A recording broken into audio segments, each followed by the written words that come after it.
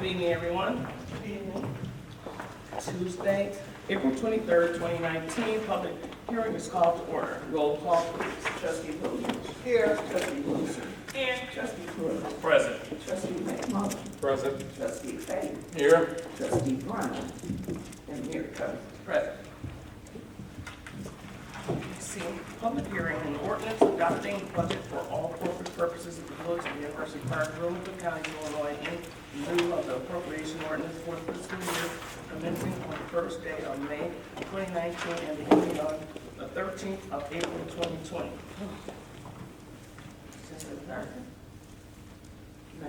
Yes, ma'am. If I could just Please. note, I did attach to the budget documents, the The notice yes. that the, Newspaper. right, it was posted in the newspaper and it's been available and on our website since I went. Okay, and everyone has a copy. This is package name, Government Legal Daily South Town, and it was on Sunday, April 14th, 2019. And it was reviewed, notice of public hearing here at 6:30 at the 90 Town Center, University Park, Illinois, to review the FY 1920 annual budget. Thank God for that. All residents are invited to attend this hearing and to hear the budget is available in section in the village clerk's office, 698 Burnham Drive, Illinois, on the village website, www.universitypark-illinois.com. For the village of University Park, John Pay, village manager, Tess Dorothy G. Jones, NMC clerk. 41420, number 6327738. Okay. General public. Hearing none. Motion to adjourn. Their motion. Oh. Yeah, Mayor, just for informational purposes, when we get to the budget Yes. as part of our regular board meeting, I'm going to propose several changes. Yeah, so mine. Okay, one is to change on page 6 of the budget to change the trustee to the incoming trustees. So the two TDAs, and the trustee Wilson would be changed to whoever one of the new trustees would be. And then on page 10, I'm going to propose that Excuse me, hold up. Just wait, because we can hear you. no. I'm going to propose that we remove the social services coordinator for $68,138 plus benefits. I think Just a second. You're going, we haven't done it Yeah, page 10. I'm just so you know ahead of time. yet. Okay, page 6. Page 10, Page 10. right, in the upper section where it says social services coordinator.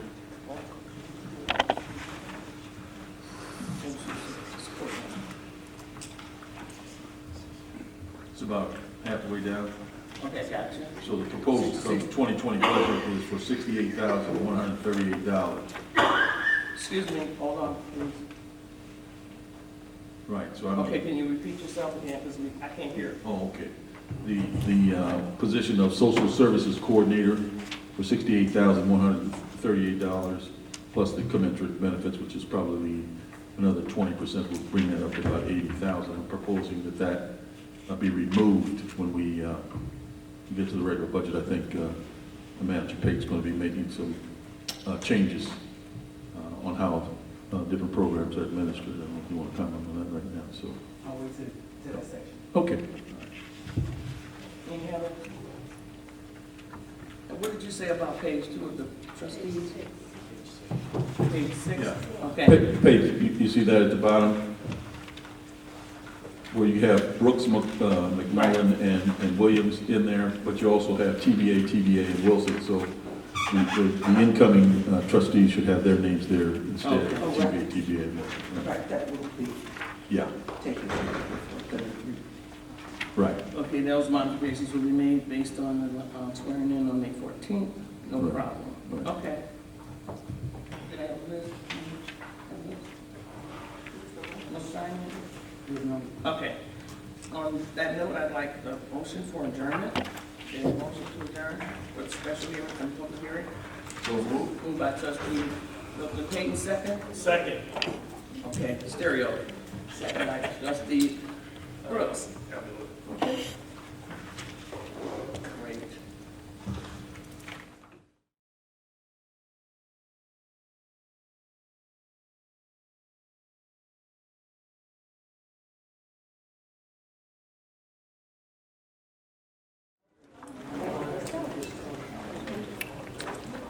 Good evening, everyone.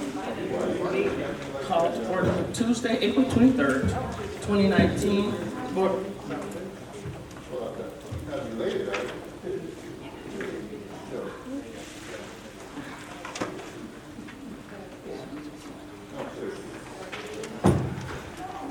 The meeting will be called to order.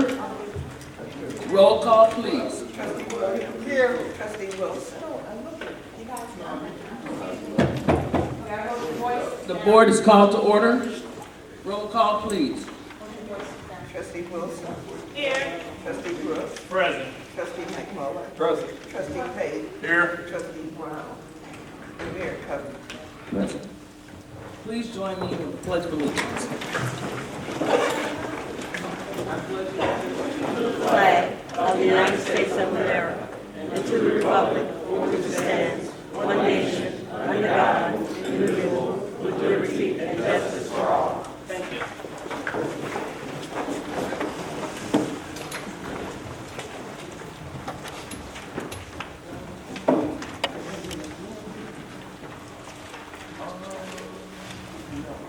Yeah, we have minutes. Approval of the minutes for April 9th, Committee of the Whole, Tuesday, April 9, 2019. Additional minutes will be sent under separate cover, and those will be, Clerk P. Jones, those will be The special meeting. That's the one that's all in one. Correct. We've got two different Right. sets. In the same way. Okay, thank you.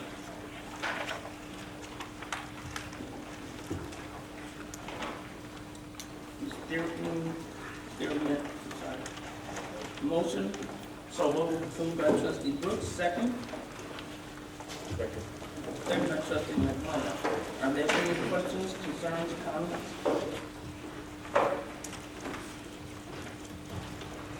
Hearing none, roll call.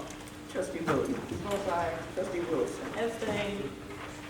Trustee Brooks. Both sides. Trustee McMullen. Both sides. Trustee Payne. All right. And Mayor Covey. Aye. Thank you. General public comments.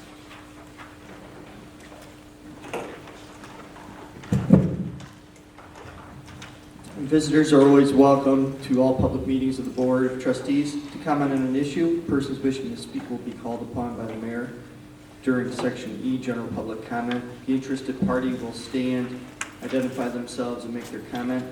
In order to give proper consideration to all items on this agenda, the mayor may limit participants in a debate and will close off protracted, repetitive, irrelevant, or abusive remarks.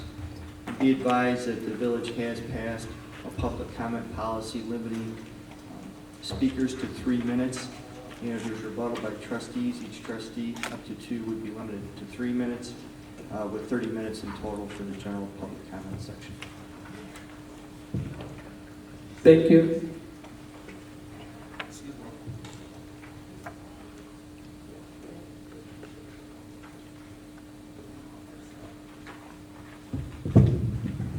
First person is Mayor Truss.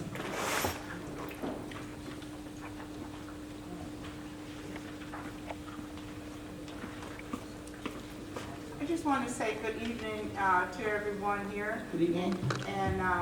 and congratulations. And we've had a successful, when we talk about, we've had a successful year in our voting and campaigning. But what I'd like is for you to pick up your signs, please. I went walking the other day and I'm stumbling over signs even in fields. So please kind of pick up your signs. We will be doing a cleanup. The block club will be joining with Public Works, and we will be doing the cleanup, if not sooner, to get rid of some of this debris because it looks a mess.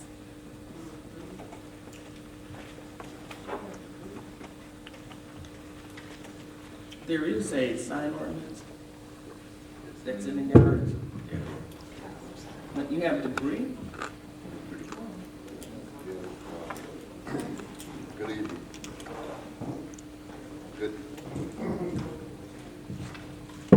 Good evening, Mayor, Board of Trustees, Ms. Truss.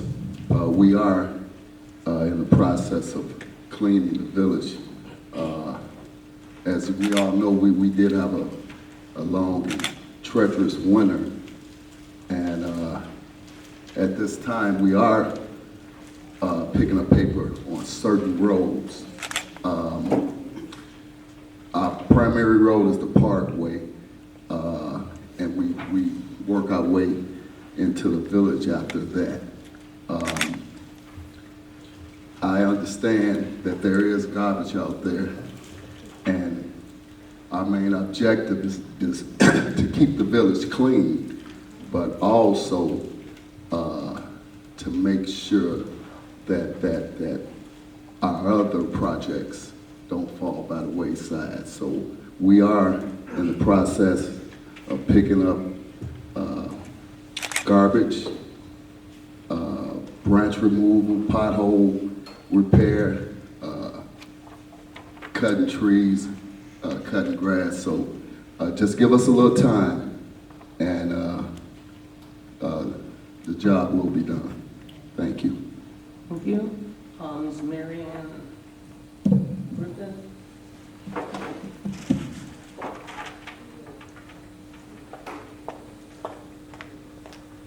Good evening, Mayor. Good Board. evening. Good evening. I'm here this evening for two reasons, and they're very good reasons. I want to compliment the police department for several of their officers who helped me in two incidents. And I won't go into the first one because it's too devastating and it's too heartbreaking for me. But it involved my dog. And the two police officers that came to my house were very compassionate because I was just out of it. I was just out of it. And they handled everything so well. There was two of them, and they were great. And I wish I knew their names, but it's on the record. It's on the record. The second incident has to do with the park, and I know this is not the issue for the board, it's for our little area, but I have a very aggressive neighbor, and people have a tendency of parking right in front of my door. They just park.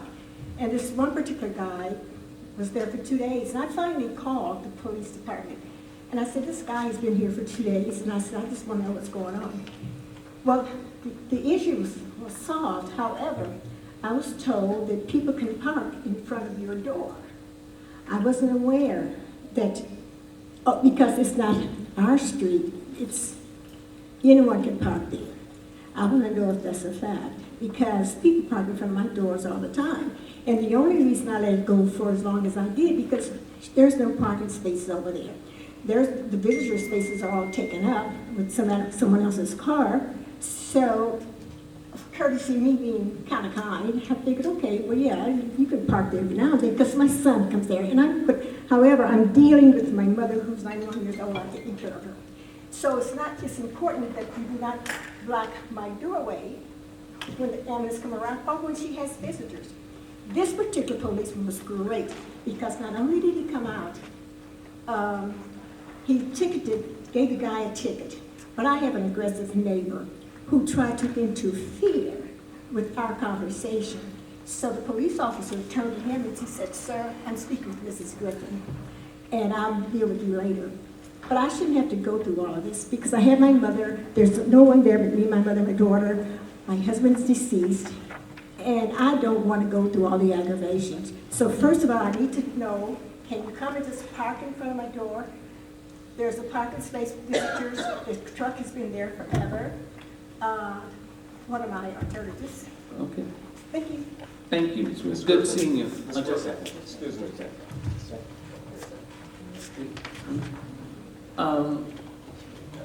Chief, I'm sorry. Deputy, okay. Ma'am, can I ask your address? 820? 820 Penn. Pin Oak? Uh-huh. Okay, depending on where it is, if it's, I'm sorry. If it's on the roadway, then yes, they can park there. But if it's Pin Oak back by the condos, is that what you're talking about? Yes. Okay, then they have to be in a slot. They can't park on the roadway in the common area. No, because the this is fire like- apparatus and police apparatus has to be able to get through there. So if they're parking there, then that's not right. That's incorrect. So I've been getting different information. So they can, so anytime there's someone, because the police officer told me that anytime someone's there, that I can call and they'll come and give me a ticket. Okay, why don't I talk to you afterwards, and Oh, okay. I'll go over and we'll talk specifics. Okay. Okay, thank you, ma'am. Thank you so much for letting us know that. Can I say something? Oh, sure, excuse me.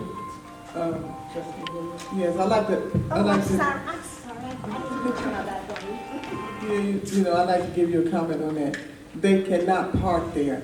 If you're going through all of that trouble, all you have to do is call the management company and report it. Report it to the management company that you're going through these changes with this, your neighbor, because We don't get too many good response from them. It takes them a I can't hear while. you, Cookie. I'm sorry. It takes them a while, you know, for them to respond to anything like that. That car was in front of my house for 2 days, and the truck has been there for, you have to come around there. This truck has been there for maybe a year. This parked. See, the reason we're having issues over there is because all visitor spots basically is being used by residents that live there. So no one has any visitor spaces. And we're very nice to those people that don't have parking spaces. But Well, that's right. you should let the association know Yeah, I about said who this is so that they can get fined. Once they start getting fined, they will stop parking there. $250 is not, you know, a little bit of money. It's a lot. And then if they do it so much, you get so many, then they be towed. And they don't want nothing like that. So you gotta say something. Well, I have, and I will continue. Thank you. Thank you, Trustee Williams. So she is the president, right, Trustee Williams? Trustee Williams, you are the president. She can come in here. Yes, that's what I'm saying. And that's why I'm talking to them, Mayor. Yes, thank you so much. I'm letting you know exactly what to do. And I will follow through with you because we did not know anything like this was going on. I just found out from you tonight at a village meeting. Okay? Sure. Okay. Thank you so much for being in this room, Trustee Williams. Okay, Mr. Lucas Payne.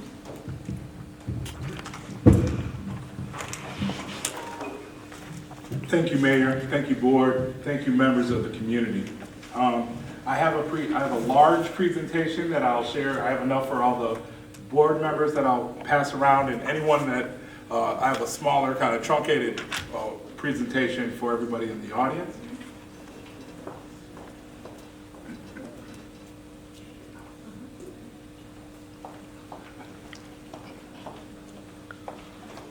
My name is Lucas Payne. I am president of Force Energy Group.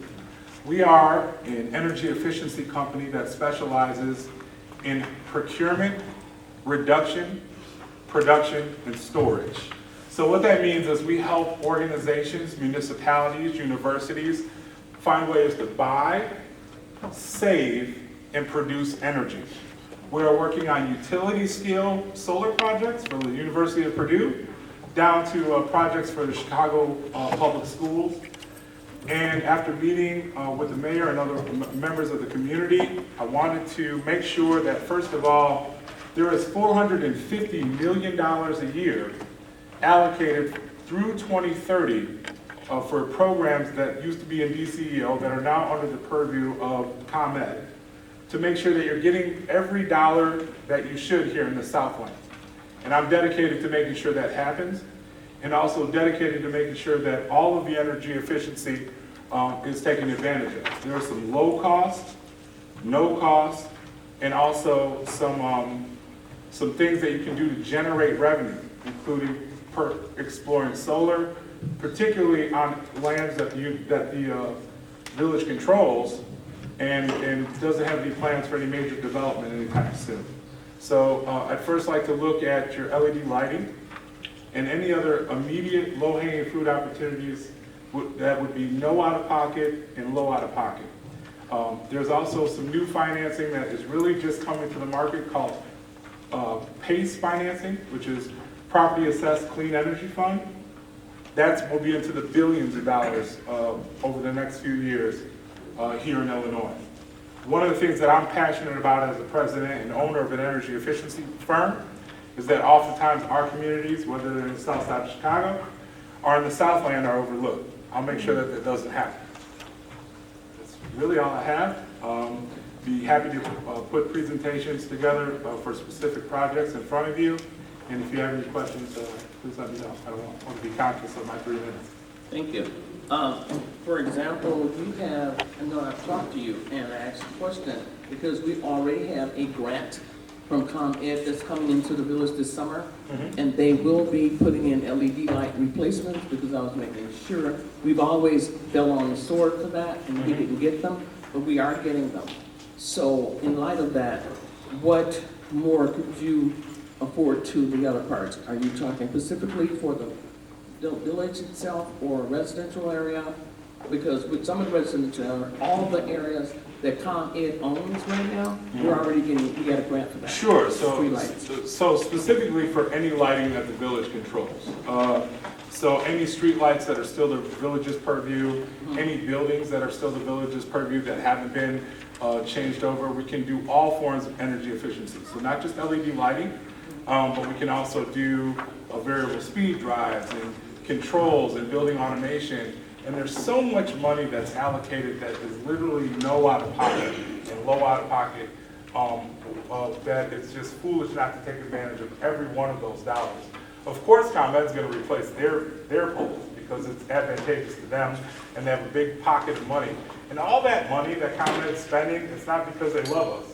If you look on the bottom of every one of your commercial and residential bills, if you look after down there by taxes and fees, there's environmental programs and there's energy efficiency programs. So we're paying into these already. I want to make sure that we're taking advantage. And will be associated about the grid that they just put in, how is that going to affect the grid? I'm sorry? Their grid opposed to your grid. Well, so how are you going to intervention with that? Have an intervention with that? So there's a couple of different ways that you can approach solar. Is what I think you're talking about. You can do solar and you can basically sell it back to ComEd, which is kind of a very truncated, but I don't want to take a lot of time up. Or you can own your own system and then sell that. So one of your great potential off-takers that I've seen would be your large industrial park. You could build, or a private owner like myself could build a system and share in the revenue with the university, with the village of the university park, to make sure there's a shared revenue stream from that solar farm. And instead of selling it back to ComEd, you could sell to your own constituents at a discounted rate. The last question I have, because I'm very jealous of the Southland area, I mean further south, and I spoke to you about that, the windmills. The mills there, they have down in the further area. Yes. I know there's a measure that you have to take or a testing that you have to do those winds. How can we be eligible for any of that, if at all? Well, so just like with solar, and if provided the information, we can, as far as lands that that University Park controls, we'll do a free assessment to find out where any potential solar and where potential wind could be implemented and what amount of power could be generated and what kind of revenue that could generate for the park, for University Park. We would do that all free of charge. Good afternoon. Thank you for coming. Can you explain to the audience about solar? Because in this area, we get approximately 180 days of shade. Yes. In the Midwest, as opposed to the western part of the United States. So how would we incorporate solar? That's a great question. And so solar is made up of two different types of rays, photovoltaic or PV rays, and ultraviolet rays, UV rays. So let's start that with the premise. One of the things about the Chicagoland area it has about as much daylight sunshine as you would find in Miami Beach, Florida. So in the totality of how much sun that is produced. With photovoltaic rays that produce electricity, you're absolutely right, you need a lot of sunlight to change it to electricity. With UV rays or UV solar, it doesn't matter if it's a cloudy day, because those ultraviolet rays are penetrating and you're capturing the energy from those. So it really has to do with what technology that you implement and what the end use is in order to change over. But you'd be surprised how much, and that's why, I don't know if you guys know, but there's billions of dollars descending on Illinois right now after the passing of the Future Energy Jobs Act in 2017 in order to develop solar. So south of here, west of here, there's farms everywhere that are being used and have already broken ground on massive solar projects. Really? Yes. So look up the Future Energy Jobs Act. It was passed in 2017, but we're just now with the Power Board coming on board with all of it. So you'll really start to see this summer a lot of construction. Yes. And that has been addressed in Springfield as well as Washington, D.C. That's correct. So I appreciate that. Okay. Any others? Thank you so much. All right, And thank you. please feel free to pass that to our If anybody residents. wants information. Thank you. Okay, that was our last public comment. We'll move on to our agenda. Action items, unfinished business, none. First, F1A, third reading of the ordinance of the Village of University Park, Local Counties, Illinois, establishing a tax upon the use and privilege of renting a motel or hotel room in the Village of University Park, Local Counties, Illinois, providing penalties for the violation thereof. Is there a motion? So moved. Moved by trustee Brooks, second. Second by trustee Wilson. Questions, concerns, comments?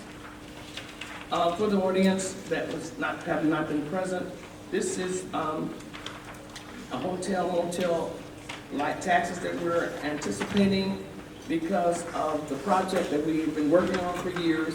There's a project for the I-57, once that was done, that we were approached by a company that are presenting us, and they are showing they already did the study of $70,000, which they paid for. And this budget, he's looking for 2 hotels to bring, and I will give you that literature. It should be on the website soon. They're bringing in 2 hotels. They're looking for they've already negotiated the hotels. That's why I put the tax in place. The hotels, the fast food chains, and also a large, huge, which trustee Milton has talked about several times, service station. It'll be type of super station. So that's something that we're working on, and we have worked on for years, and it's come to fruition. That's why we're putting things in place right now. So once the 2 hotels come on, they'll already be implemented to have the hotel taxes, not to mention bringing in revenue for South Suburban Mayor managers when they have their taxation or they have recreational things for us. We will get money now for that once that come alive. So that's the purpose of this ordinance. Roll call. Trustee Williams. Both sides. Trustee Wilson. Aye. Trustee Brooks. Both sides. Trustee McMullen. Both sides. Trustee Payne. Aye. And Mayor Cummings. Vote time. Madam Mayor, that's ordinance 2019-14. Thank you.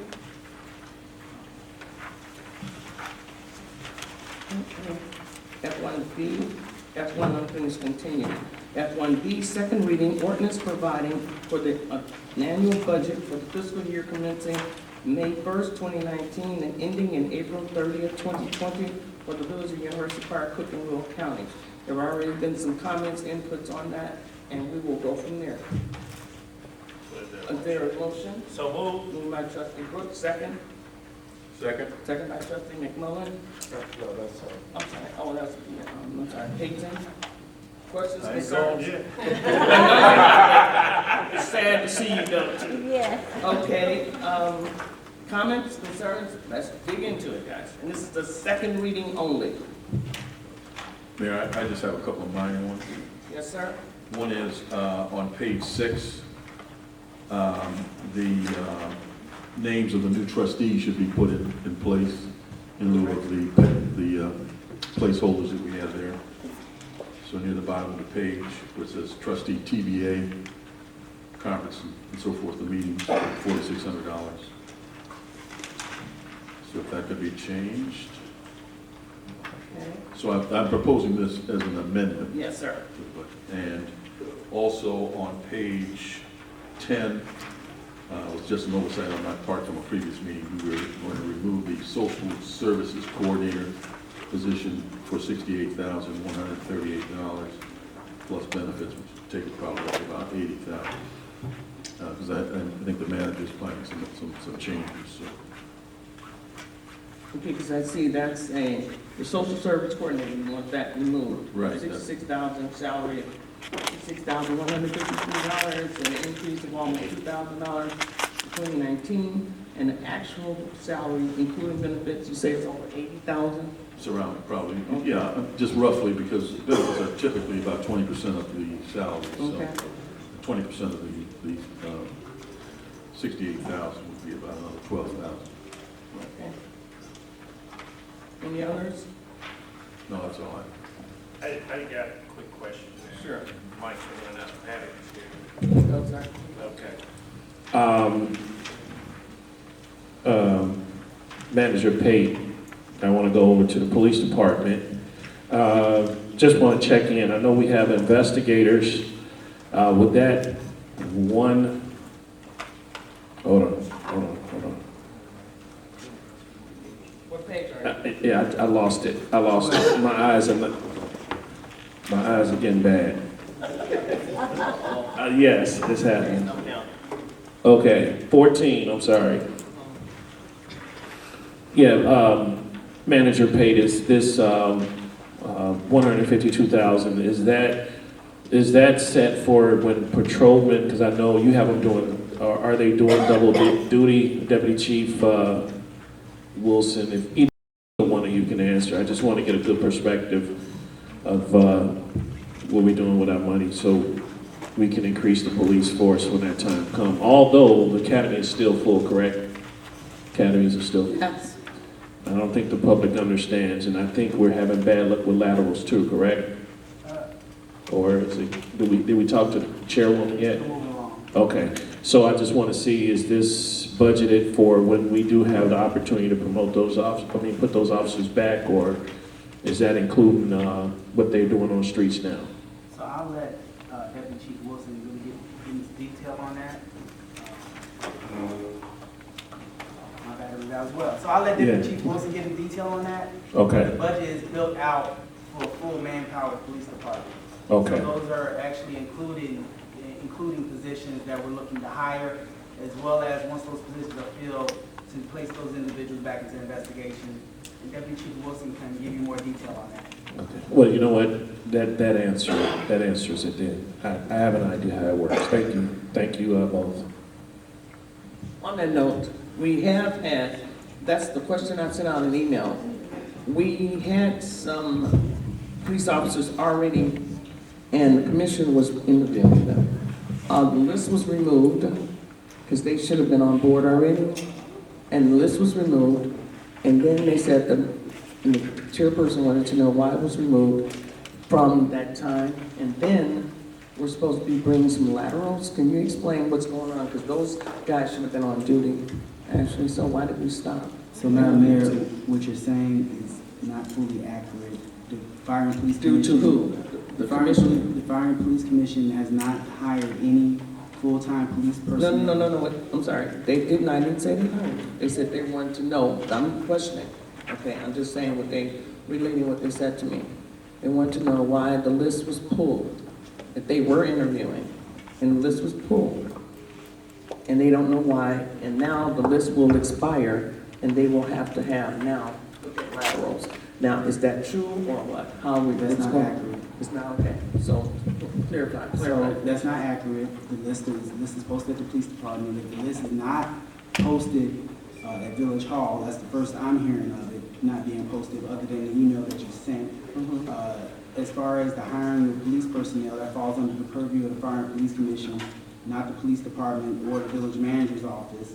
And that list just was renewed last summer, and the list still has another year on it. The reason that they cannot hire off the list is because there are no police academy dates to send anybody to the police academy. As far as lateral hiring, that date has been extended. We have widened out the pool to other places to solicit other candidates, and that's still an ongoing process. So as far as the hiring of police officers, none have been hired. The only officers that have been hired are part-time police officers, and those are 2 officers. Other than that, we have not hired any full-time personnel, number one, due to academy vacancies not being available. And as far as the lateral hiring, that was posted about a month ago. We are extending that another month. Okay. And then once that is done, then it's the responsibility of the Fire and Police Commission to interview and to pull individuals off the list that they establish, not the police department of the village. Okay, so I just want to make sure that, but it has been already done. We're talking about bringing our officers, putting our officers in full force. That's correct. Right, and I know it's been a while, so just clarifying what your frustrations are. Okay, I know we have some firemen too, that we discussed earlier, that we supposed to be bringing on board, and I think Chief Chelio said that now, how many were there? Are there coming? 2? And then you have, how many can come in? You have 2 firemen coming for the record. 2 firemen coming on board? Yeah, Mayor and the Board of Trustees, what the fire department has been working on with the Police and Fire Commission is essentially filling vacancies at this point, going back to promotions that were made and positions not refilled, along with retirements that we've had, and forecasting potential employees not being able to return from injury. So we are working our way through it. We've gotten 2 hired that started in January, and we are just 1 or 2 steps away from having the next 2 in. Very good. Very good. Is budget reflecting such? Yes. Of all the ones for the police officers as well? That's correct. And the lateral? Yes. Great, and the firemen? Absolutely. And the additional firemen? Yeah, everything's accounted for from the personnel. That's what we need. That, okay, you have another question? My last question, I know we have budgeted here on page 13, okay, the glasses gotta come off. Yeah. Page 13, we're talking part-time police officers and crossing guards. Yeah, it's under that line item, Madam Mayor. And then also overtime. Look, I know we want to address the board, but I see we have here 140,000. Quick question though, how many bodies does that cover, including for overtime? Say for, and the reason why I'm saying is that I know overtime is going to happen no matter what. Let's get that understanding for the general public, and we have to budget it. But how many bodies are we looking to fill now, or the commission is looking to fill or send to the academy? Does anybody know? That'd be 4. Four? 4 full-time officers. That's yeah, that was better, because when I was there, we lost 3. Part-timers, are we going to entertain that this next budget year to assist with 2 more. 2 more? So that would cover that 30,000? That's correct. Okay.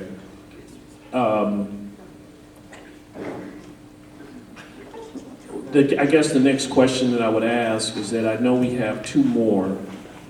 Is there an agreement or something that they have to work a certain amount of hours? The reason why I say is that some towns, in the towns that I have worked in, is that you can have, say for instance, 10 part-time officers, but it does not mean that they all have to work the street. Have we ever entertained that, or is that, or do they have a union contract that stipulates that they do have to work? In our rules and regs, then they do have to, once they've cleared their field training. Okay, right now, they're not on a schedule because they have not cleared field training. Okay, but once they do, Then they have to put in a our certain amount town of hours, correct? is meant, oh, okay, well, that's out, that idea is out. All right, Mayor, I yield my time.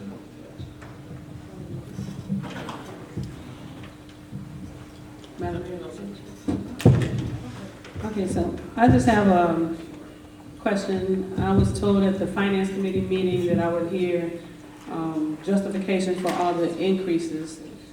And then at the last board meeting, committee of the whole, special meeting, I was told that I would be sent the justification for the raises on the board packet. And I still haven't heard any justification for all the listed increases. So if we could discuss it or talk about it or something, but we got a lot of increases. I just want to know, what was that based on? And when you're speaking to that also, when they're thinking about that answer, I asked the same thing. I think Clerk Jones clarified it as well. According, yes, it is in our meetings that it's okay for, understandable, the unions, we cannot stop or interrupt any of those increases. However, anyone above that, I would like to see, again, justifications for increases of salaries. And based on a performance-based, based on a job description, no way, no how. I mean, I loved Obama, President Obama, but guess what? He was in office 4 years, we didn't get a raise. Second year, he gave 1%. So you have to justify, get evaluations, get performance standards, and then tell me. Because here, Trustee Wilson's looking, we're looking at 7,000, 5,000, 10,000. I mean, who does that? And I don't understand it. And also, I want to ask the question about, I had a meeting at the 201U, which I have quarterly meetings with them. Based on that, they're supposed, it's in our budget, a part of the grant that they're going to have for the officer, that we're going to have for the school. I know they're giving Crete, Monique, Park Forest, and University Park an officer, and they're doing it through a grant this year. They're not guaranteed for that grant again. So, do we have anything in this budget for that? Is that reflected in our budget? No, it's not. Okay, because it's based on their budget. No, it's based on having the police department at full staffing. We can't place a police department officer at a school when we don't even have our streets fully staffed. Well, according to when I talked to Dr. Clark, they're talking about requesting one and paying one and going through academy. So again, the streets have to be fully staffed before we place any officers in any alternative duty positions. okay, we'll have to have a sidebar on that one because apparently the communications failed. Because they are going to have an officer that they're wanting us to hire for that part. And Mayor, what I'm saying is, when we hire officers, we have to allocate them to the positions that are open for patrol, replenish our investigations division, then we can put additional officers in other positions. Okay, so I don't think the public would be happy of us hiring an officer and placing them in the school and not having officers on the street. No, okay, again, I'll have a sidebar with you on that one because they're looking for their officer only, not to be a part of our unit. They're talking about a They have to be a specific part of our person, department. but they want a specific person that they're going to pay for a specific duty. But that's okay, we'll talk about that later. Okay, so, anyone else? Okay, I know that's what that's No, I just wanted, so we didn't proceed to get a second on my amendment to the budget as well. No, you just Well, if we made- got a second, so, you know. But you just bringing that to their attention, I know you want some more. You didn't get a motion nor a second to it. No, I mean, I mentioned it during my comments that I was motioning to amend it with those changes that I mentioned. I'll second that motion, Mayor. Okay, second by trustee. Brooks? A roll call on? Madam Mayor, before we start here, just so I'm clear, your amendment is to replace the names of the incoming trustees. Correct. In page 6, and to remove the social service coordinator position. But wait, before we make a motion, I have another question on that. I hear what you're saying, sir. But I think that is a manager's position. He does the day-to-day process. If you want to remove that, I think you should have brought that. I don't think that the board really, we do not hire and fire. You wanted that, it shouldn't have been when the budget came to you. I think that you should have addressed that, and if you wanted to remove it out, you should have done that. versus taking it to the board to remove. We don't hire and fire. If you do the budget, they present their budget, and after they present the budget to you, then you make the amendments, you make the changes or whatever, and then you bring it to the board. Why are we dealing with something that you should have handled on that part, as far as this particular person, this particular part of the budget? If you felt that it should have been removed, why didn't you remove it? Duly noted, Mayor, once the budget is posted for public hearing, I cannot modify the budget until that public hearing is done. So once the first reading of the budget is done. It was done. Once the first reading of the budget is done, and the budget is posted for public hearing, I cannot modify the budget until after the public hearing. Secondly, I'm just gonna just answer this question, so this will answer the question in regards to salaries and actually kind of bring everything together. First, in regards to the question of specific staffing, I've asked on multiple occasions for documentation from members of the board in regards to specific cuts that they're advising that they want to make in regards to the budget. Trustee Payton has provided his remarks. Not in writing, Mayor. You have not provided anything in writing nor any documentation in regards to specific positions that you want removed from the budget. You did bring up issues in regards to raises and one justification of raises. You did do that. Yes, I did that in writing. Okay. In saying that, okay, we speak on the word of evaluations. We have a handbook that's over 10 years old. This handbook has been brought before the board at a workshop, at a retreat. We were requested to place that handbook back through the attorneys to get it checked. That handbook has not been passed. Before we want to do evaluations on employees need to know the standards that they're going to be evaluated on. Just because the budget is presented and we see raises and now we say, okay, now implement evaluations on staff, that's not fair to the staff members because they don't know what they're being evaluated on. Secondly, we spoke on longevity increases. These longevity increases are part of the village's handbook as well as part of the union contracts. We can't stop those increases. They're in place as well. So there are a multitude of issues. Secondly, this budget is for a second reading. We have a new board coming on the 14th, and the changes that are being requested could be completely modified after the 14th, where we probably have to revamp the entire budget. So in stating that, I will duly note the comments that are being made by everybody, and I will make notations on the budget, but as of the 14th, that direction may change one way or the other, I don't know. But I'm just providing that justification. All right, Trustee Wilson? Oh, okay. I'm not asking about removing anyone, and I don't think I should have to ask or in writing for justification in the minutes. For these increases. It was noted that you said you would send the justification for the raises, regardless of the new board coming in on the 14th or not. We've talked about this. I went to the last two finance committee meetings, and I just really want to know the justification. I'm not talking about evaluation. I never brought up evaluation. If there is no evaluation, how can you justify giving all these increases? What is it based on? If it's not based on merit, then what is it? Is it a 10% across the board, a 6% across the board? Where did the numbers come from? That's all I want, is clarification. I don't think I should have to put that in writing. Duly noted. Thank you. Noted. Trustee. So I don't want to sit here and debate personnel matters. I would like an answer. These are personnel positions you're speaking on, and I don't want to address personnel matters in an open board meeting.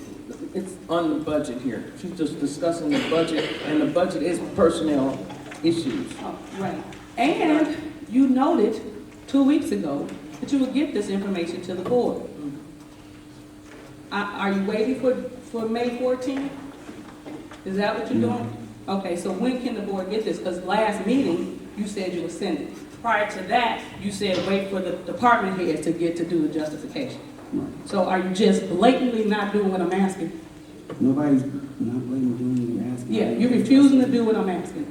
Because I've been waiting 2 months. Okay. When can the board get that? Tomorrow morning? And as far as,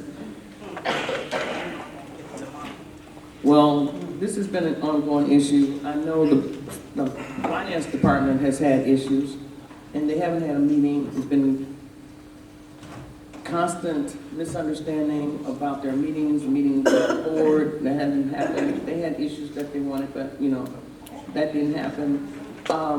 As far as the handbook, I've asked for this handbook since I've been there. And for some reason, this handbook cannot get done. Everybody's passing the buck. Regardless, if the handbook is not revised, you have to still abide by the existing handbook. That's law, that's labor laws. Whatever is existing. First you had one handbook, and I put it back and said the font was extremely too small, no one could understand it. Then that was with one attorney. Then it turned to another attorney, the handbook. And that still was not what we were looking for. And there was questions on it. So to say that we haven't received that, you can't put it on the handbook. Even if it's not modified, the current laws still stand. And as far as the longevity, yes, I've been talking about that since I was trustee. And I think it's wrong, and I know it's a union thing, and it's very difficult to remove a $1,500 for somebody just because they're sitting in the chair. They receive $1,500 for existing. I don't think that's fair in anybody's book. And why, I know the union, for whatever reason, we can't get anyone strong enough to fight the union on that. But to give people $1,500, which we found out later, someone was adding that to their salary. Rather than getting a one-time payment, they were adding to their salary. That's why they retired from here with thousands of dollars. So that's something we need to watch, because I think it's a misuse on that longevity thing. So, I got to say about it, we should get understandings of it. It's nothing that we're talking personal. We're sitting here with the village budget talking about various categories, expenditures, revenues, and positions.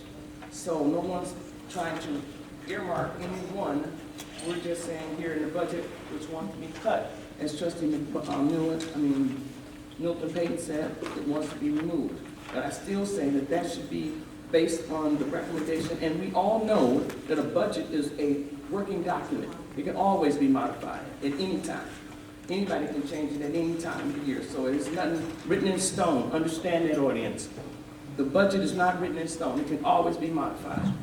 Whether today, the 14th, the 20th, and 20 years from now, it can always be modified and changed. You're not going to play that game. Okay. Any others? Okay, there's a motion on the floor. Roll call. This is for the The amendment. amendment that Trustee Miller. Trustee Williams. Abstain. Trustee Wilson. Vote aye. Trustee Brooks. Vote aye. Trustee McMullen. Vote aye. Trustee Payton. Aye. Trustee Brown. Aye. And Mayor Covington. Aye. And have a roll call on the main motion. This is to pass second reading. Yes. Trustee Williams. Abstain. Trustee Wilson. Vote no. Trustee Brooks. Vote aye. Trustee McMullen. Vote aye. Trustee Payton. Aye. Trustee Brown. Aye. And Mayor Covington. No. I'm sorry. Your vote, Mayor. No. Madam Mayor, it's approved. Second reading is passed. Okay. Thank you. F2. Madam Mayor, point of order, I'd like to make a motion regarding the agenda. Yes, sir. Madam Mayor, I'd like to make a motion to consolidate for considerations items 2A, 2B, 2C, 2D, 2E, 2F, 2G, 2H, 2I, and 2J under new business to be acted on by a single action of the board. Madam Mayor, Yes, ma'am. I'm sorry, before we move, item 2A is not part, Part of it. it's not part of it. Oh, we got it. Yes, sir. Before you got it. Item But two. everything else we understand. Item 2. 2A was a tax hotel tax. Madam Mayor, I don't believe did we vote on item 2A, or did we just discuss item 2A? Under new business, that is. Madam Mayor. Trustee Brown, new business 2A is the lease for rice and foods. It was discussed at the committee of the whole. That has never been approved. That lease, this is the first time it's up for an actual vote. The other 2B through 2J, those are, there's just a minor change to those. Yes, we would, I'd still like to make the motion the same, and if I get a second, I'd like a roll call on it. What's the motion again? Thank you. To combine all of them. All right. Same motion, striking item 2A. Right, correct. Second by trustee Williams. Comments, concerns? Roll call, please. Hearing none. Trustee Williams. Both sides. Trustee Wilson. Aye. Trustee Brooks. Both sides. Trustee McMullen. Both sides. Trustee Payne. Aye. And Trustee Brown. Aye. Mayor Covington. Vote time. Okay. Now, Right.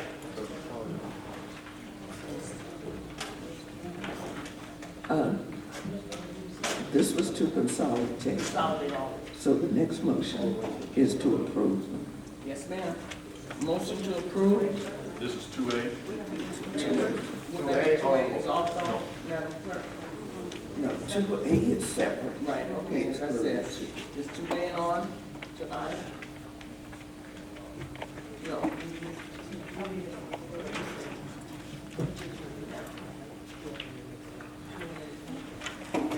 The motion was to combine 2A through. No, 2B. I'm sorry, 2B through 2J.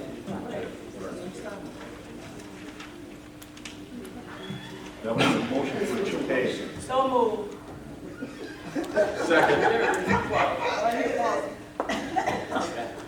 All right, second? Trustee Payne, second. Roll call, please.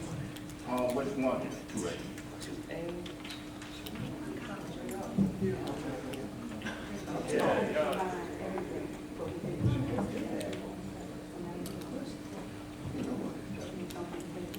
Clerk D. Jones, please clarify, please. Okay. I know, she's, Oscar D. Jones, what? Well, Trustee Brown made a motion to combine items F2B Right. through F2J. So the board approved to combine them. Right. So Now, we will call that was approved. Yes. But we will take action on 2A first. correct. Okay. Got it. All right, now. Okay. Okay. Roll call. Okay. Trustee Williams. Trustee Wilson. Aye. Trustee Brooks. Both sides. Trustee McMullen. Both sides. Trustee Payton. Aye. Trustee Brown. Aye. And Mayor Covington. Both sides. Madam Mayor, that's ordinance 2019-15. Thank you so much. Now, motion to approve the combination of all. Combine all of them. Yes. So moved. Moved by trustee Wilson, second. We already combined. No, This is to approve. To approve all the ones to be combined. there's a second? To approve all of them.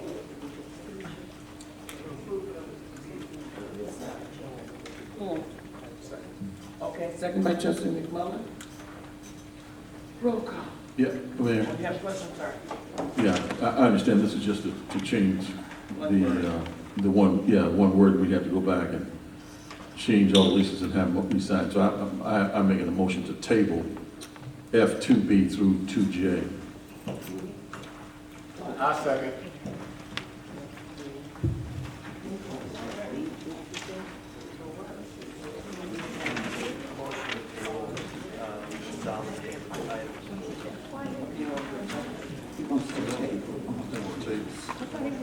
Okay. Second. One moment. Trustee Brown, second, okay. Questions? Reason for? This is a table, Madam Mayor. No Okay, discussion. all right. Roll call, please.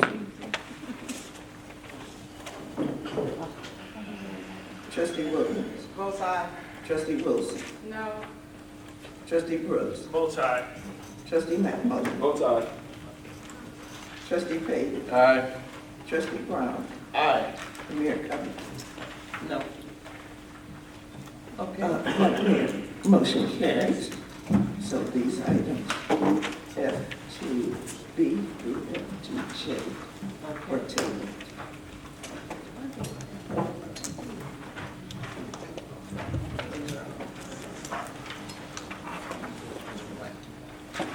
All right, so, all right, next item is F to K, which is bills payable. Is there a motion? Oh, just a second, let me read them, let me read them. Wait just a second. Pull it out. Just a second, just a second. Okay. Hold on, just a second. Okay.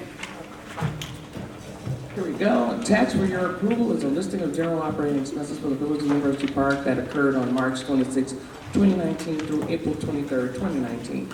General funds, $277,655.28. Road and Bridge Fund, $8,822.13. Town Center Fund, $6,280.68. Motor Fuel Tax Fund, $35,000.88. Payroll Fund, $5,506.99, totaling $332,265.96. Is there a motion? So moved. Moved by Trustee Brooks, second. Second. Second by Trustee McMullin. Questions, concerns, comments? Open. Trustee Brooks, here you go. Check number 103. Oh, I'm sorry. Well, we don't have page 2. Okay. Check number 103 glasses. 103543, Animal Hospital. We got dogs now, or was that something that happened, or animal service? What happened? We always pay, when we pick up strays and drop them off, and they have to be either vaccinated or terminated or put down. Don't say terminate. You know. Right. Whatever. Case for them to take care of. Fine, we do have to pay for that. Okay, so our officers are doing that too? Yeah. Oh, okay, I take my hat off to them. Okay, that's it for me, man. Any others? I have one here, just a second. 26. Just a second, I saw it earlier.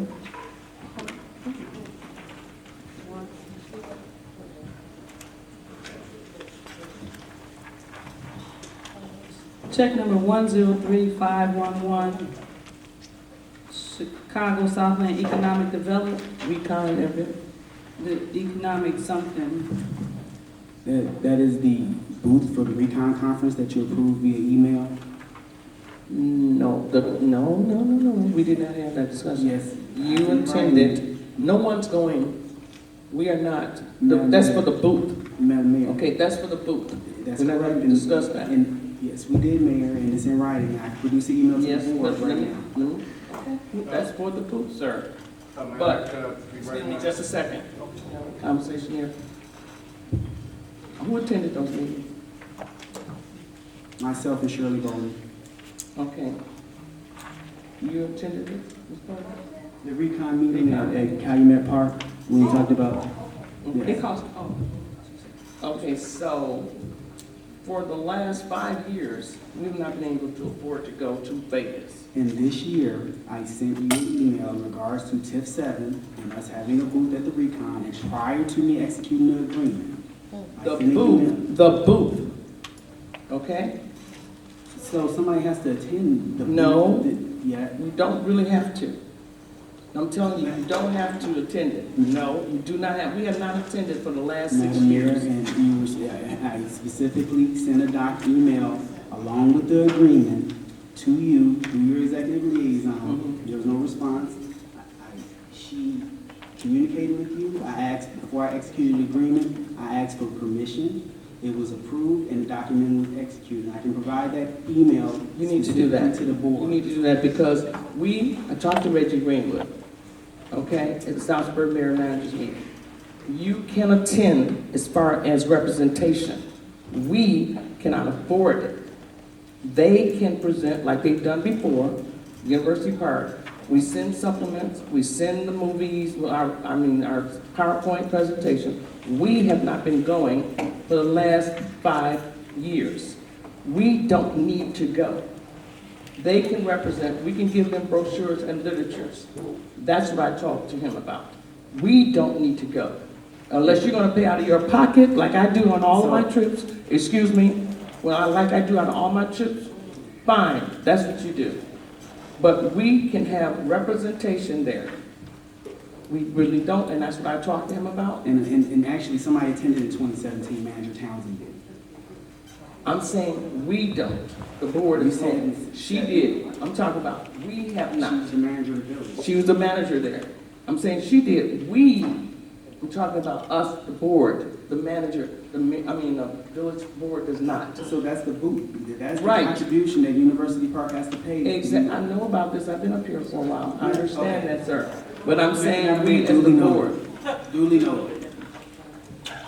Oh, that means you need to. No, now. Okay. Question. No, that's okay, but I'm letting you know that I'm on the Southsburg Mayor Managers meetings, okay? I'm trustfully going there, okay? That's disrespectful, sir. Madam Mayor. I'm saying again, it's disrespectful. Now, when I'm telling you, we as a board do not have to go. We can be represented. We can give them literature. I know John Townsend went there. I had nothing to do with that. But when I'm saying she did that on her own, but the board cannot afford to go. It's very expensive. We can give literature, they can represent us, and if the village manager wants to go, that's the village manager. I have nothing to do with that. I'm not going to approve that because I don't see the fundings here. We're finally getting our funds together. We're finally getting our audits together. We're finally getting our budgets together. Going there is just ridiculous. And we can make that work, and that's what I asked him, unbeknown to you. I asked him, could that work? And it can work. Trustee Wilson. Is the 2,600 just for the booth, or is that for? That's the booth. So the cost for someone to go there is really over the top. Mayor, Yes, sir. the board has approved a couple of years ago travel budgets for the trustees, $4,600 a year for each trustee. Yes, they can. They can make the determination as to what convention they choose to go to. A lot of them chose to go to the National League of Cities. When I used to go in my younger days, I used to go to the shopping center convention, follow Trustee Griffin around, hide from, at that time it was Trustee Rudez. So, it's not that we cannot afford it this time. It's up to the individual trustees as to which ones they want to go to. Trustee? Could I also be? Sure, trustee, I'm sorry. Yeah, recognize, Madam Mayor, also, I will say there are benefits to going to the Recon Convention. The only way that you can go and meet all of the business, all in one location, all to meet the realtors, is to go there, walk around and, actually go meet them.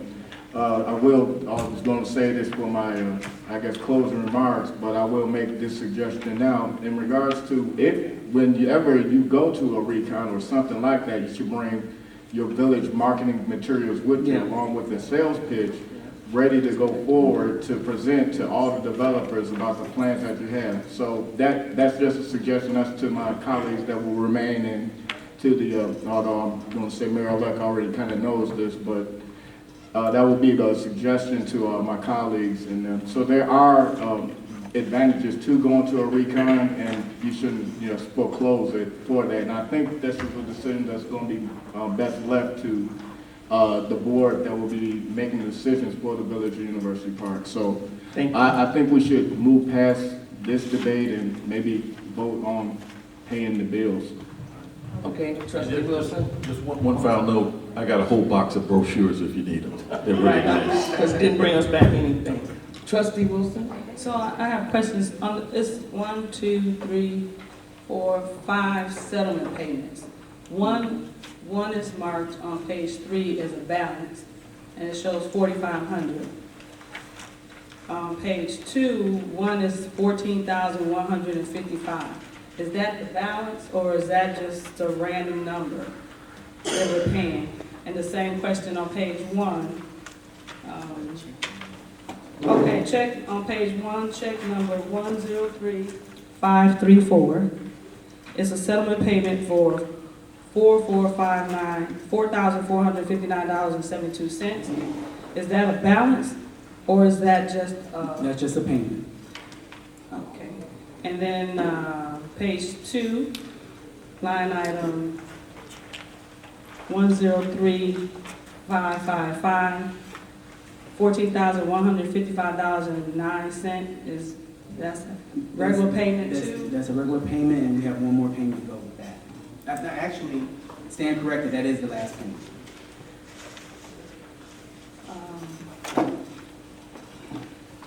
Oldest and the third, that one is, it says balance, that's the last payment for them? No, that's the payment plan that was just initiated. Oh, my God.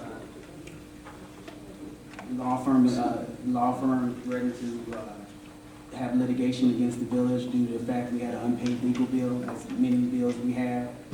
So we entered into a payment. Switching on. Okay, I'm sorry, trustee Wilson, go ahead. The $1 million attorney that was brought on board here, where are we at with paying him off? He was brought here right behind this other guy. We have another 2 or 3 months of payments, if not more. Oh, I see here, we're paying him now $7,500. That's correct. We're never, The village stopped paying him for about a year. Yeah, I know, I remember, and it was about 2 years. $1 million is a lot of money for an attorney anyway. They should have never brought him. But that's neither here nor there. That's Jesus. That's why I'm saying you need to cut our costs ongoing. And as for the audience knowledge, I did not accept the $4,600 because I thought that was too much, and that's money added up. It's money for a part-time officer. I'd rather have an officer than to travel. We should be able to afford to do that on our own because we get a salary. Set that aside and travel.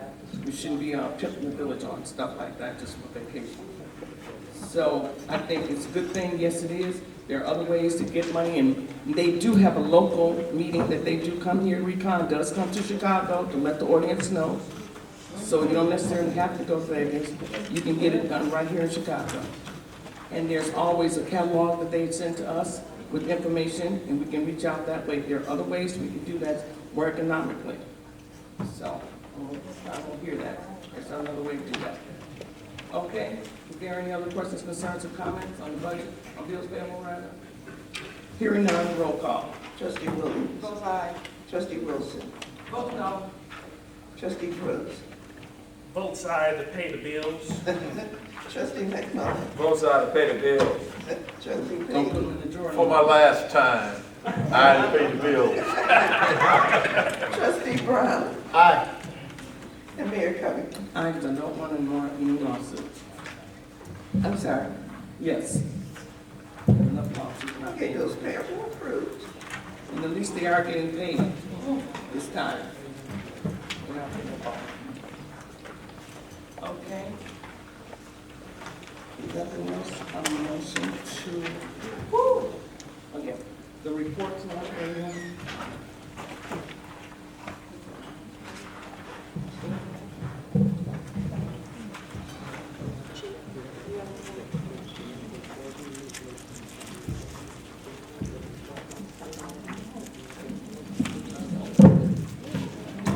Good evening, Mayor, Board of Trustees, viewing audience. From the Department of Public Works, at this time, we, as I said earlier, we are in the process of our grass cutting season. And it's branch pickup season. Every Monday from now until October, we will be picking up branches. If you have any comments or concerns, you can contact my office at 534-4823. We'll be happy to assist anyone, any resident of the Village of University Park. At this time, there's a lot going on as far as, trying to get our village ready for the summer. And any assistance I can get from any residents on potholes or trees or garbage, feel free to call my office at 534-4823. That concludes my report. Thank you. Director, I know last year we planted trees that we had a grant for. For every tree that we cut down, we got 2 new trees, and we were planting them last year. Do we have that grant again? Me and the village manager, we did speak briefly on that, and he did say we were getting that grant back. Correct. Also, I sent an email to you today about our next agreement we have for another phase with our Robinson engineers. I sent that over to you today, and we have to finish that. Yes. Could you explain, could you elaborate on that? Can we talk as far as that other grant, or the other segment that we have to get? That 80-20 Yes. grant in Yes. regards to the resurfacing of University Parkway from State Road and Westland? Yes, sir. That's correct. Okay, you got that? Yes, I You're did. working on that? Yes, I did. And would you explain that, or you're gonna say that in your report? Madam Mayor, transportation is all yours. No, I said, would you let him know about that? Yeah, he's aware of it. Okay. As far as the report, you know the transportation part to you. Well, I'll yield it back to you. Okay. Okay. I don't have anything, thank you. Okay.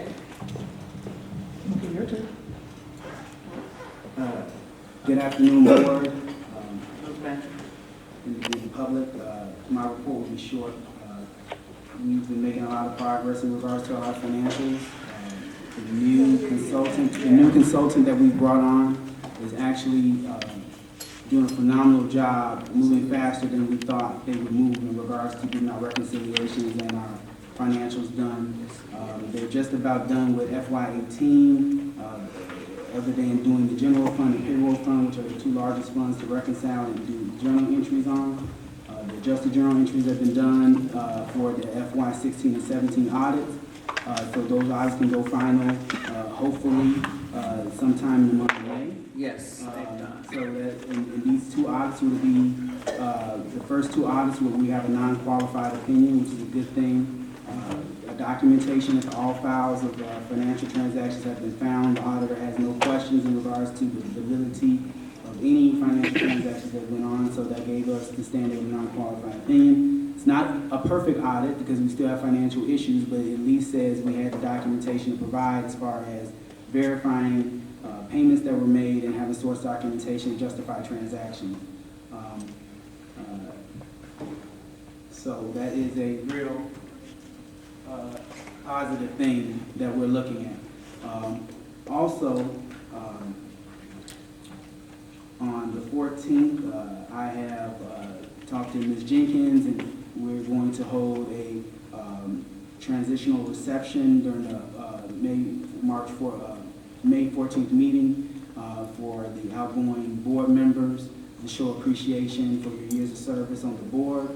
So we are planning to have some refreshments, light refreshments prior to the board meeting started, as well as a presentation of awards for appreciation of the years of service that everybody spent on the board currently. As far as operations go, everybody's running smoothly. I want to congratulate our new director of public works, Darrell Bider. He's official. As of 3 weeks ago, he's our new director of public works.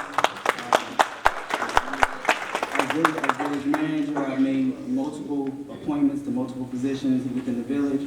The team I have, I couldn't ask for a better team in the world to take this village to the next level. Director Byler has been spot on and timely with everything that I've requested him to do. Double checks, triple verifies. He gets out here with the guys. The team is motivated, and we're looking good. Walked outside today. The lawn is mowed. Allergies are kicking, but the village is looking neat. We are coming from a nasty winter, as Director Byler stated, so it's going to take a little bit of time of our spring cleaning because we did have an interesting winter. The potholes are going to be an issue because more potholes are developed with plowing. So we're looking at those things. Had a meeting with Robinson Engineers in regards to revamping the 5-year road plan, ensuring that we have up-to-date numbers in regards to what the dollar amounts are needed to get the roadways done. Abbott and Amherst is shovel-ready for the capital grant. We're hearing that the governor will be potentially having a capital budget approved in May. So we do have shovel-ready projects on some residential streets. So upon getting funding and monies, we're able to start those projects immediately, shortly following other streets. So I ask our residents to remain patient in regards to that. As far as our police department, they've been doing an outstanding job with limited staffing. I can't ask anything more of the police department from what they've been doing. Their case clearance rates are high. They're making arrests. They're clearing these cases, and they're doing the best job they can. I got officers that are out there working overtime. They're working in a patrol function. They're working as investigators. They're working as social workers. They're out here doing the best they can for the residents. The Fire and Police Commission is doing a phenomenal job. I've been more than satisfied by their performance and what they're doing. The issue we're dealing with hiring is just an issue that nobody can control. You know, when you have academies full and you can't send officers to training, and you have to do alternate means to hiring officers through lateral hiring, and you have to go through that screening process, it's not an overnight process. The average amount of time to process and have a list done from hiring a police officer or a fireman could be a 3 to 6 month process. And that's pulling them off the list, going through the polygraph, going through the background, going through the medical, waiting for results to come back. Fire and Police Commission has to meet and go over each test result. So it's a painstaking process. But as I stated earlier in the board meeting, we're making a lot of progress in regards to those things. We're ready for the summer. We're ready to deal with these challenges that we deal with in regards to the cleanliness of the village and effective services to the residents and the public. And I think that's very much been my focus, trying to unite and bring the community back together. Residents that want to be helpful and start programs, you know, we want to try to be do the best thing for our residents and support their ideas. And if they want to go out and volunteer and do various different things on behalf of the community, you know, I am more of a supporter of that. Director Byler and I have met multiple times in regards to community groups wanting to clean the village, plant flowers, and do various different things. You know, at the end of the day, if residents want to participate in making their village better, why should we stop them? And I think that's very, very important. We try to do things on a limited budget. We try to do things the best that we can. And Village University Park is going to new levels, and we're doing better. Based on just speaking on a couple of projects that are about to occur, we have a road project that's about to occur in the May-June timeframe with the University Parkway road resurfacing, and that's basically pulling up the old asphalt from Steger-Molney Road to Western Avenue, laying down new asphalt, new striping, new crosswalks. And what I would tell you is, and I know the first thing the residents are thinking is, why is University Parkway being repaved when we have all our residential streets that are in damage and in ruin? And I would say, you know, University Parkway is a project where it's an 80-20 project, where 80% of the money is coming from the Illinois and the United States Department of Transportation to redo that road.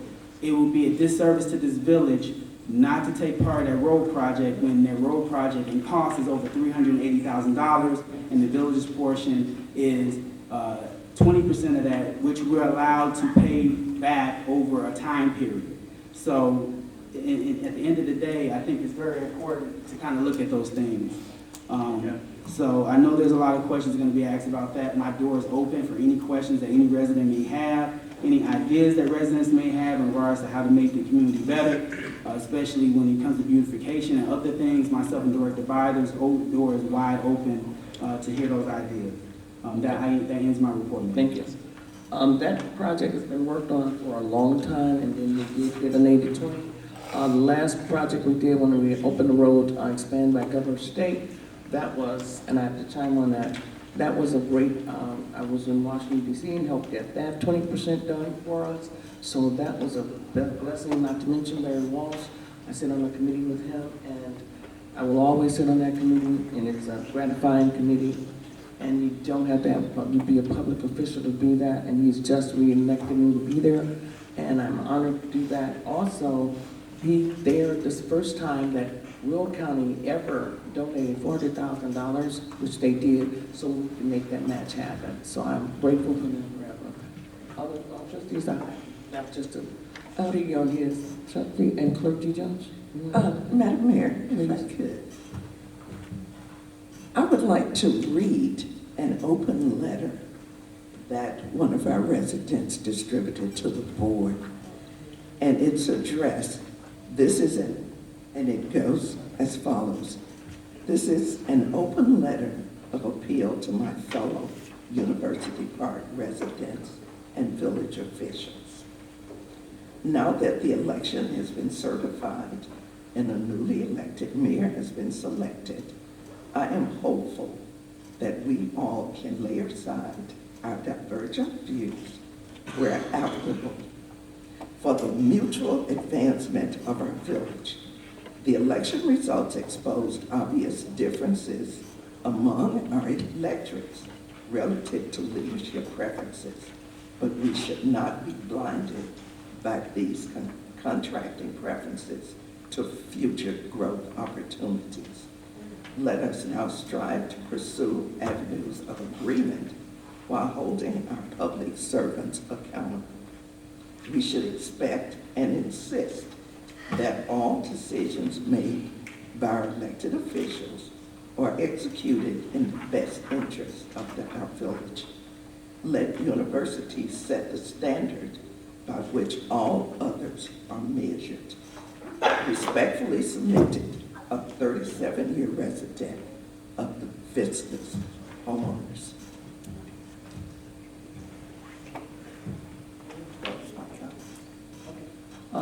Report, Trustee Williams.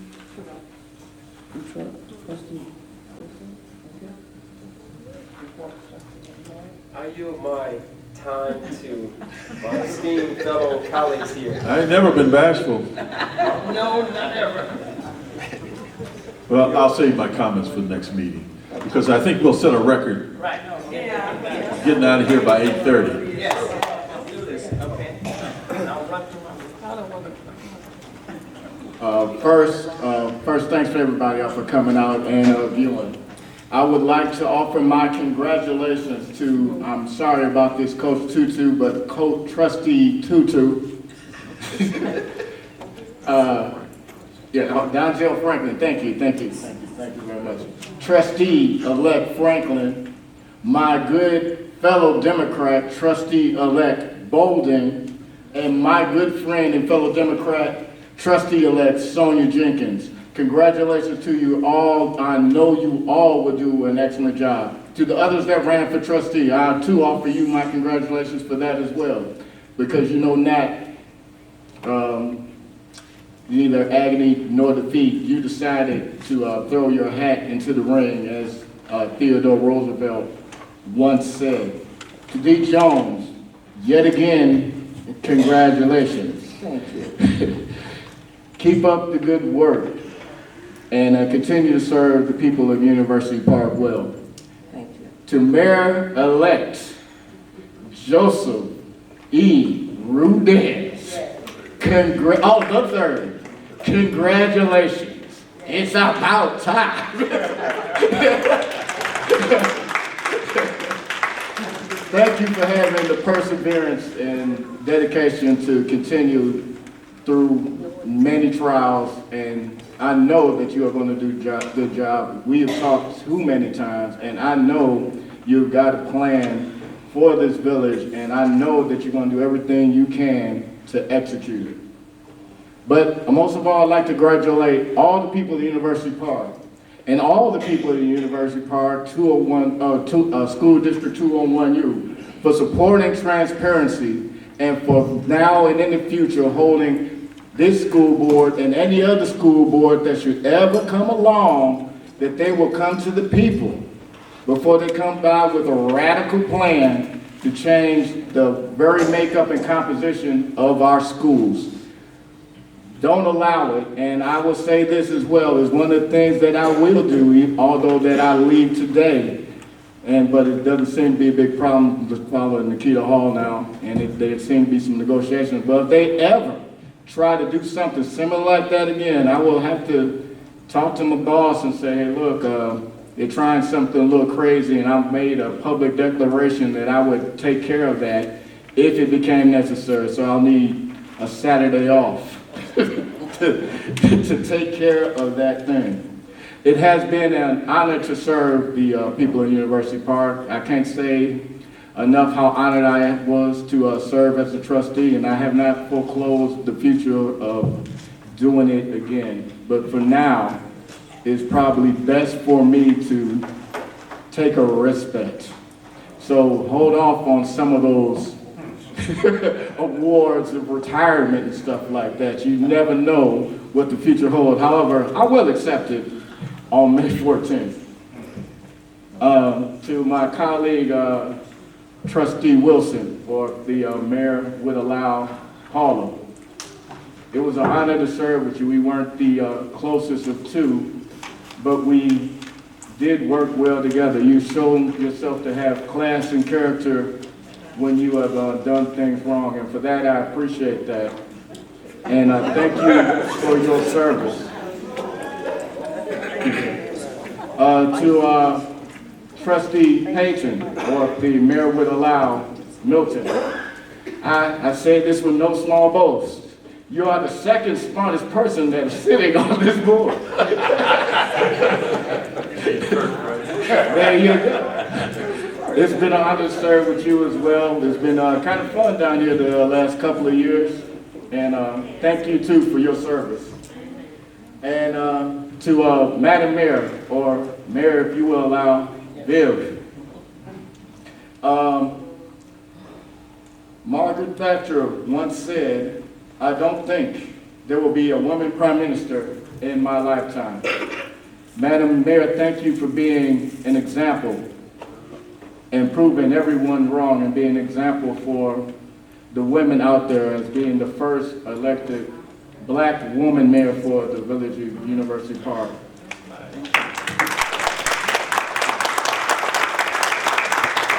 I can honestly say we have not always seen eye to eye on various issues, but you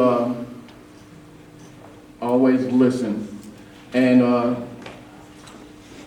I would also say this, that, it's said that we begin in politics when we are most popular and least able, and then we leave when we are most able and least popular. Based on these election results, I have no doubt that you would have been the most capable of mayors if the results had turned out different. To my colleagues that remain, the first thing I guess got to tell you, the last executive session I attended, it should not be that way. I'm honor bound not to discuss what we discussed in executive session. However, I will say this, focus on the village and the business of University Park. Try not to let personalities and personality conflicts come in play when you're trying to make a decision about what's best for the village of University Park. No matter who brings the idea, don't discount it because of some sort of personality conflict. Think about the financial implications for the village of University Park. I think of the airport in particular. As I make some suggestions, maybe even though Alnac has not met in a while, we were at the head of the table with Alnac. I was the recording secretary when we were going with Alnac. Maybe it's not a good idea for the withdrawal from Alnac. Maybe we need someone to lead the band and bring Alnac back and fight for the right that we once had and hopefully we will have again. I would highly recommend that we follow the examples of Sauk Village, Sauk Holland, Alsop, and a few other villages that I've had the pleasure of reading their codified ordinances in regards to landlord-tenant law and adopt a crime-free housing ordinance. Park Forest, where I got the ordinance from. We should follow the example of those villages. So even though I will not be here, my colleagues who are sitting here, I highly recommend that you consider what was drafted before and adopted. Hopefully, maybe May 14th, that would be a very nice award for me to receive, something that will be for the people of University Park. Those are just a couple of my, and the last thing that I must say is this. If you would like to improve the tenants that you get in University Park, give them rights. I highly recommend that you look towards the Chicago landlord-tenant ordinance, or perhaps it's not Rolling Meadows, I think it's not Mount Prospect, but there's a place up north that also has a landlord-tenant ordinance. Look to those for examples. As for me and my future, I have things that I need to take care of now. And I'll say it again, I have not foreclosed the future of ever running again for public office. You never know, 2 years is not that far away, or 3 years, or 4 years. But I do know that I will miss this and that I will most likely run again for something. It's just not for me right now. But I will say that it has been, again, a pleasure to serve, and I thank you all, and I thank for all those who have supported me and who may get the opportunities to support me in the future. Thank you. Thank you, sir. Very complimentary, I appreciate you, sir. Just letting you know about the crime-free housing. Board had that. They did the survey, they were waiting for the survey results, so we can help you out on that. We love you for that. And as far as the Alnac, the mayor's had a meeting last month, and we're all in agreement to work with that, since with the governor, and also to specify the capital grant. I'm very grateful to this wonderful staff that University Park has. I cannot thank them enough. They're fabulous people. They're outstanding people. I had them all to meet because I think that's what management should do. They should make decisions for the people that do the job. So we all met together, and they helped me with Leslie from South Suburban Mayor Managers to do our capital budget. We came out over $42 million, I think, for the needs of the village. I asked them, what do they need to do, and what the needs they have to make the village what it needs to be successfully. So that did go for the governor. There is a meeting that we had also set up for the governor, but we had a meeting with what's her name? Kim Fox. So that kind of offset that meeting. So we are working towards that, and he's looking at approving, hopefully, he's not gonna give us all what we need, but we're looking for some of that $42 million to come to our village and see what he's gonna do with that. The carryover items, I would like for them to put this, and I'll give a clerk a copy of this for the record. $3 million for our metro.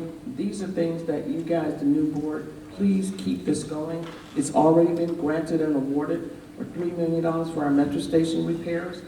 We worked on that very hard. A trustee was with me there. We televised it. The chairman of the board of transportation told me, which I'm on that board, he said that he just came out and it was just deplorable, and it's never been touched since 1977. So I will pass this on for Mayor-elect. You can have a copy of this as well. The $3 million for the metro station. These are all guaranteed funds that are coming to us. It's not any matches at it at all.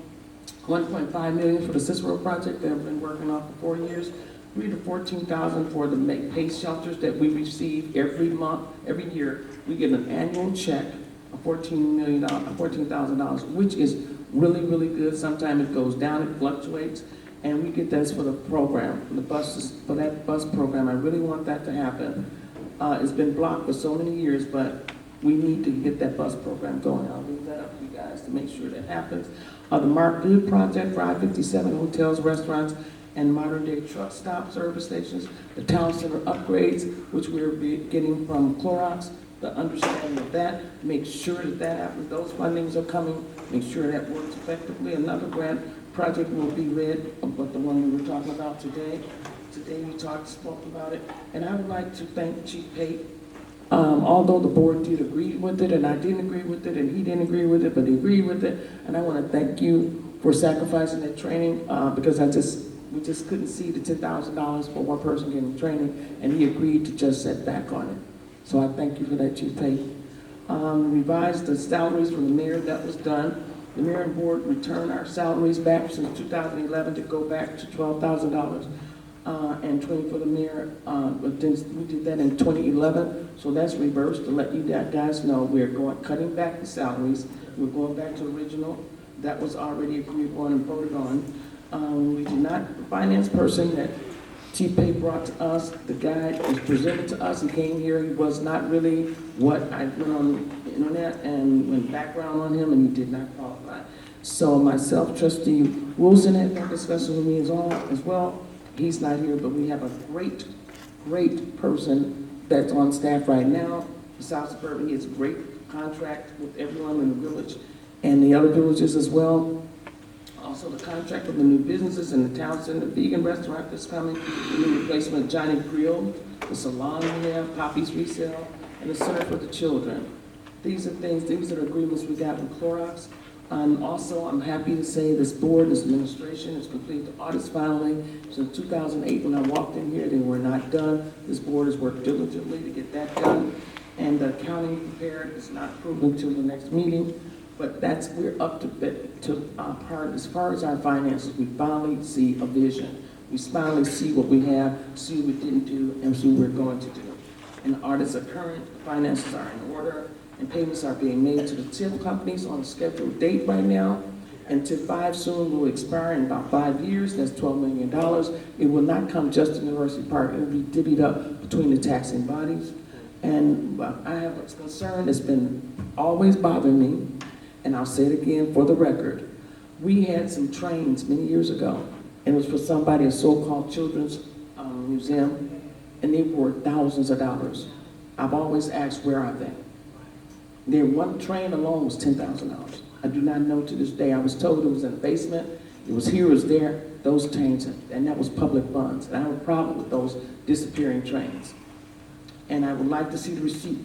I was told that they were bought by a particular person, but I want to see the receipt. And I'll hunt that until I die. Also, the status on the ex-manager I've always asked about, the grocery store that's supposed to pay us besides going to jail. I've asked that repeatedly to the police department. I'm not going to put down you, Deputy Chief, because it was under you, but he was supposed to pay us $1,000 when he go to jail. I've always asked the status of that. We don't know where that's at.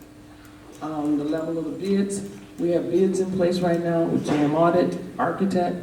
Those bids, we have a ordinance, but I'm happy about this board again. We put a real solid ordinance together so that we would not be hoodwinked by some Jack-come-lately company. They have to have certain classifications, and if they don't, the union will be marching to make sure that we're not cheated and have anybody come up here and just bid us out wrong. So that's all in place, and I want a copy. I'll get that later though. And also, they said there was a check that was, there's some checks that's outstanding, haven't been paid. We want to check on those. So again, I love this board. I love all the things you guys have done. I am happy what I've done with the village.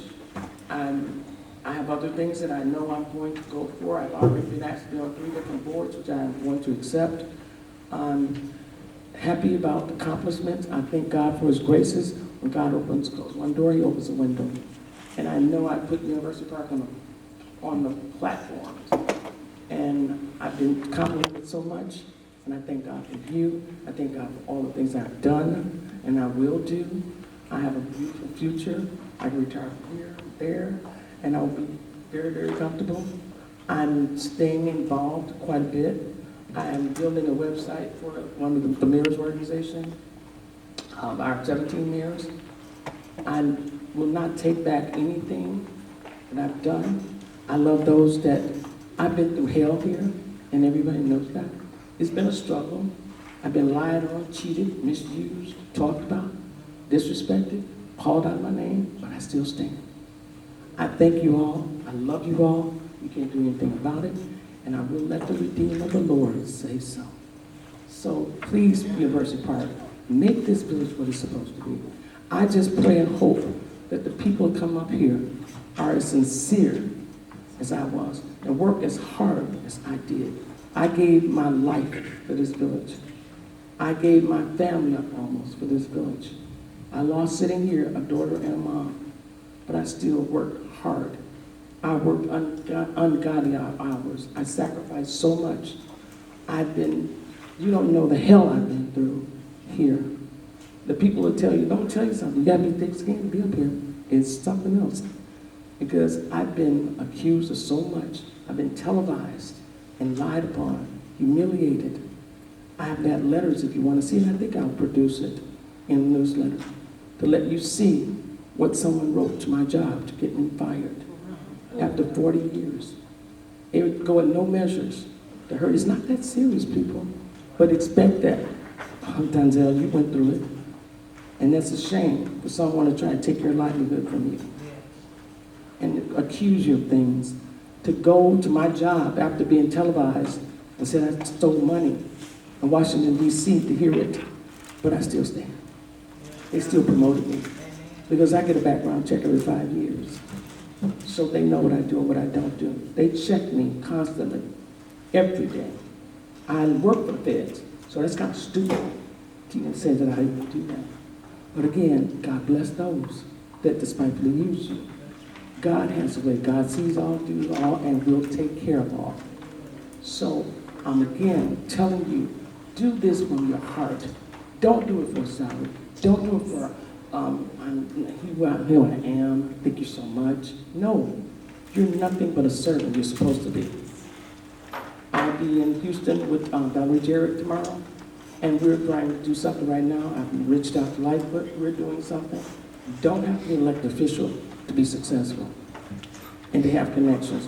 I thank God that I put University Park on the map locally, federally, nationally.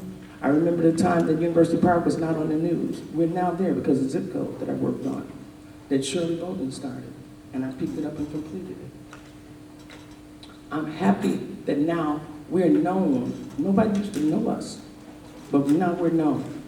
And as board, it's been unbelievable. The retreats we've had, the fun we've had, it's been so delightful. And I want that to continue. Be up here because you're here because you love it.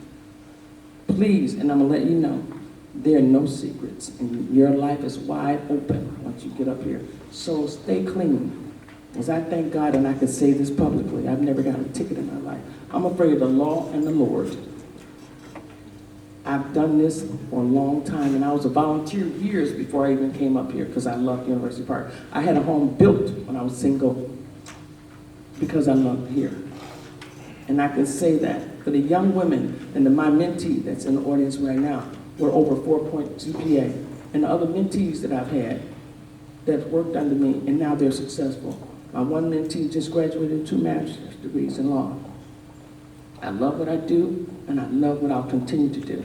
So you'll hear about me, and I'll continue to work hard for people of the world, not just University Park.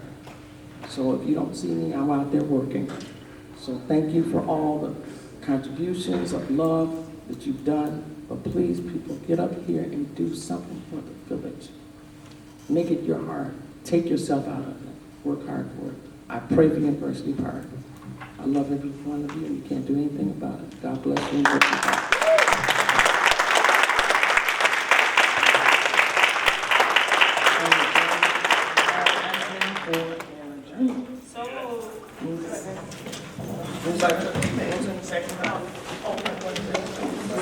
I'm going executive session? No, right there. Fine. Ooh, that's tough. All in favor? Those those opposed, same sign.